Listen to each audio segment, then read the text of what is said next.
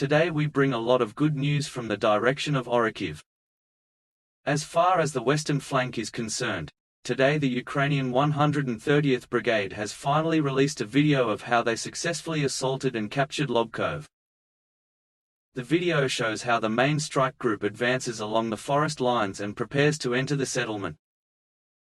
The Ukrainians used small mortar systems to be able to react very quickly to the organized defense of the enemy and suppress their fire.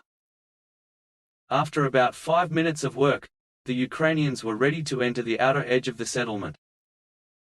Today Russian sources have reported that the Ukrainians were already digging trenches and preparing fortifications in the southern part of the settlement, just near Pyaty-Katki. Once again, the Russians claimed that they deployed their artillery and the Ukrainians left the village without a fight. However, some sources specified that only one personnel carrier arrived at the village, picked up the wounded, brought reinforcements and left. The most recent reports indicate that the Russians engaged several Ukrainian assault units in the vicinity of Zherobyanki. However, the details are not yet known. As for the main direction of attack, first of all, today, Ukrainian sources have reported that battalion and brigade commanders had a meeting with higher-level commanders specifically to communicate solutions to the problems they encountered in the first days, and it was confirmed that all plans were readjusted. One of the lower managers claimed that mistakes were inevitable at first because it was simply impossible to predict everything on paper. He noted that one of the things they had put into practice was a new approach to engineering recognition, and that Russian mines had already become less of a problem.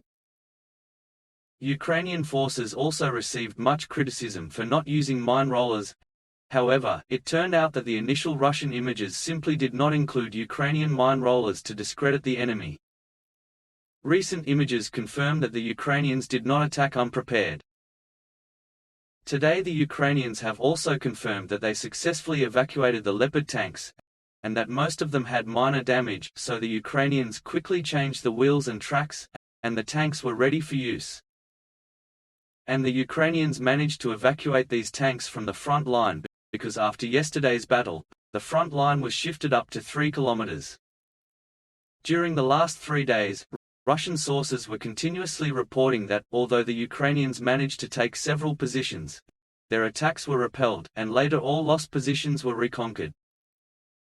However, if we look at these Russian maps, we can see that in the last 3 days, the front line shifted significantly to the south. In fact, the Ukrainians managed to penetrate up to 3 kilometers on a 16 kilometers wide front. And this agrees with the reports that the Ukrainians managed to get very close to Robotyne, and also capture the tactical heights. Because if we look at the topographic map, we can see that the Ukrainians captured precisely the hill we talked about yesterday, even according to Russian maps. This is also consistent with reports from Ukrainian fighters who claimed they now have direct visual control of major Russian strongholds.